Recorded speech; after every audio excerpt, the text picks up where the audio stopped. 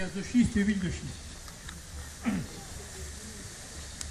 Pour rebondir sur la parole de Vincent, la dernière parole, le syndicat des eaux de Basse-Ardèche, le CEBA, 80 communes quand même, n'a pas rejoint le collectif de lutte anti-gaz de schiste, bien que parmi les élus qui en font partie, la demande évidemment est émergée, pressée, et ils ont demandé simplement la structure du CEBA est telle qu'il y a des dominants qui ne sont pas d'accord. Il ne faut pas oublier que le CEBA a délégué la gestion de l'eau à la SORF, Aix, Bouygues, etc. Il ne faut pas l'oublier cette force.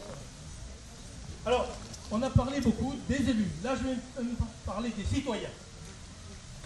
Les citoyens qui ont élu, qui sont les électeurs en question. Comment a démarré en Basse-Ardèche la mobilisation? C'est entre Noël et Jour de l'An, 2010, que nous avons appris cette tuile qui nous arrivait, le contenu, ce qui avait été signé en 2010, même pas par Borloo d'ailleurs. Voilà, on a appris ça, on a vu un bout de gazlan, on a dit quoi? Ces permis-là, il y avait un article dans CAP 21, dans le groupe de Corinne Lepage, montrant les cartes, etc. Et quoi? Qu'est-ce que c'est? On n'a pas entendu parler, il faut bouger. Bon, comment bouger? À ce moment-là, j'étais à côté Frappenant, on a commencé à parler, de réunir quelque chose pour lutter contre. Donc le 12 janvier, en ayant simplement demandé, convoqué 5-6 personnes, on s'est retrouvé à 35. Comme quoi le bouche-oreille, c'est formidable parmi tous les gens qui se sentaient concernés. On a été obligé de reporter 8 jours plus tard pour essayer de faire une structure de collectif.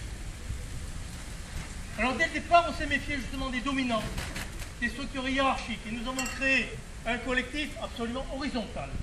C'est-à-dire que chaque organisme, chaque syndicat, chaque parti qui nous ont rejoint de suite a 2 représentants, 2 référents, comme maintenant chaque collectif local dans les différentes communes qui se sont jointes à nous. 2 référents, donc c'est totalement horizontal, il n'y a pas de prise de pouvoir. Bien sûr, les grandes gueules parlent plus souvent, c'est là. En général le cas. Voilà ce que nous avons créé. Alors, dès le début, nous avons des tas de demandes de communes, de citoyennes de communes, ou de communes d'ailleurs, pour venir exposer le problème. Et là, alors, il y a eu, d'une part, une petite entreprise de communication qui a créé un extrait du film Gazlan, que vous connaissez tous, un extrait traduit en français et parlé en français, 20 minutes, le gazlan dure 1h40, c'est un peu trop pour ensuite le débat. Et avec ça, plus alors une intervention technique que nous a fait Guillaume Vermorel sur comment la fracturation hydraulique, comment ça se fait, etc. Et nous avons tourné dans les communes. Alors certaines semaines à partir de fin janvier, c'était 12 à 14 communes par semaine. On s'est partagé le boulot, et chaque fois, qu'est-ce qu'on disait? Eh bien, il faut se soulever. C'est-à-dire qu'il faut que vous regroupiez, vous preniez vos responsabilités pour créer des collectifs locaux, soit par commune, soit par communauté de communes, soit par groupement de communes, si vous voulez, pour ensemble. Ensuite, qu'on discute, qu'est-ce qu'on va faire? Alors, il y a eu une première grande réunion, organisée d'ailleurs par des organisations politiques, qui était en Saint-Cernin, où d'habitude le quart d'heure ardéchois de retard s'est transformé en demi-heure d'avance. La salle s'est remplie, 800 personnes ont été sidérées par, comment dire, la prise en compte du problème par tout le monde.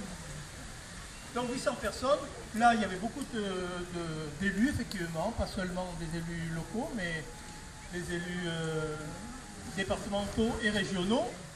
Mais la salle a compris, les citoyens ont compris qu'il fallait, comment dire, soutenir les élus et même supporter dans le sens anglo-saxon pour que ce soit la population qui s'approprie la lutte. Alors la lutte, quelle lutte? Il y a eu par la suite, et vous en avez entendu parler probablement, il y a eu donc différentes réunions, pas mal de dizaines de réunions. Ensuite, il y a eu la grande manifestation à Villeneuve-de-Berg. On a bloqué un peu dans les normes, hein. On a bloqué la route pour qu'il y ait 15 à 20 000 participants de partout en France qui sont venus.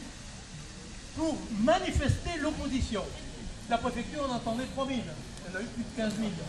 Donc ça secoue un peu l'Anderno, ça secoue un peu nos dirigeants. C'est bien que notre ministre Kosciusko Morizet a pris des mesures en disant stop, etc.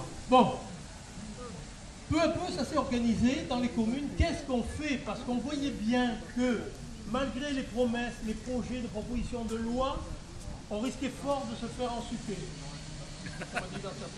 On risquait fort de se faire rouler la farine. Et on l'a vérifié lors de la sortie dont on vous a parlé tout à l'heure, la sortie de la loi. Justement, il n'y a que 2 mots qui sont interdits. Donc, on s'est organisé pour bloquer les camions quand ils vont arriver. Donc, ça s'appelle vigilance, information, action. VIA. Autrement dit, dans les communes, chaque groupe s'est organisé en pyramide téléphonique d'alerte et d'action. Donc chaque commune a 2 référents en tête, chaque groupe, disons, et chaque organe, que ce soit d'ailleurs Plus haut. plus haut. Oui, oui. Plus haut. Comme ça. Oui. Bon, d'accord. Donc, pour s'organiser avec 2 référents à la tête, pour qu'on puisse maîtriser ça au plan départemental. Quand il va y avoir des alertes, quand les premiers camions vont arriver, il va falloir d'abord être alerté sans que ça mette trop de temps, et ensuite convoquer tout le monde. Nous sommes 3000 inscrits quand même, en Sud-Ardèche. Prêts à réagir, je ne sais pas s'il y aura les 3000 au premier coup. Nous sommes 3000 inscrits. Donc il faut remonter. Il y a déjà eu des alertes, des fausses alertes, des camions avec plus ou moins des trucs, des tuyaux, des machins, vous avez entendu parler.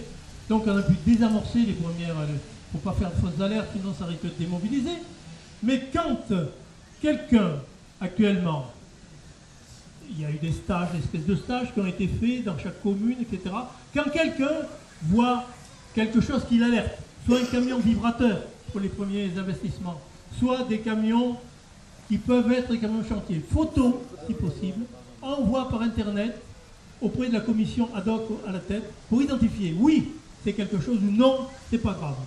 Il y a plein de camions de forage qui viennent chercher de l'eau pour les communes. Hein.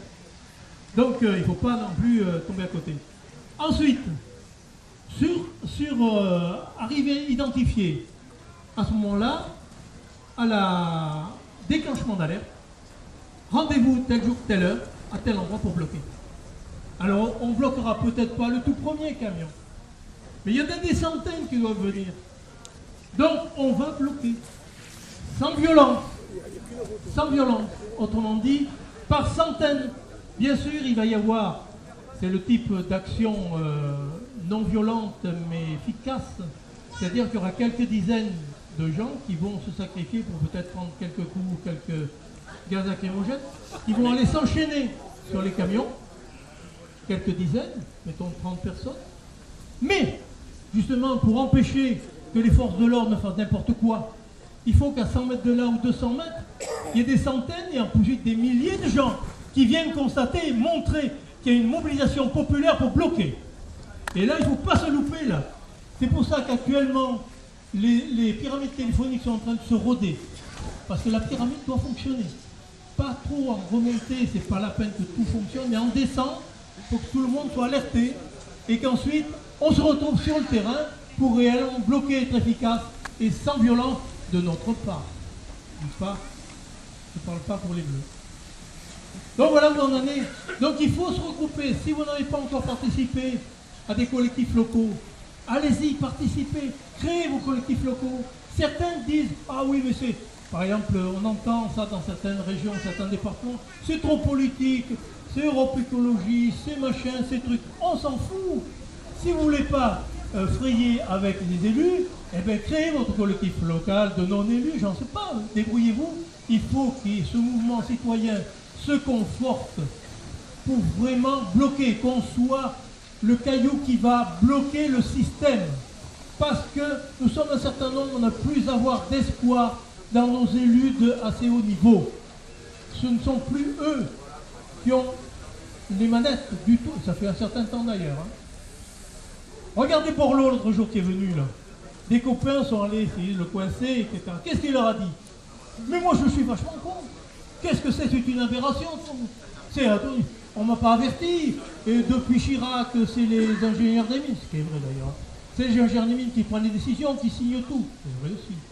Celui qui a signé, c'est notre préfet de région actuellement, c'est Caranco, à Lyon, qui s'est vanté d'avoir signé les permis. Vous voyez, le pouvoir, il échappe totalement à ceux que nous avons élus au plan national. Donc, il faut réagir pour établir la démocratie, la gestion par le peuple. Ben, il faut que le peuple se réserve et se bouge.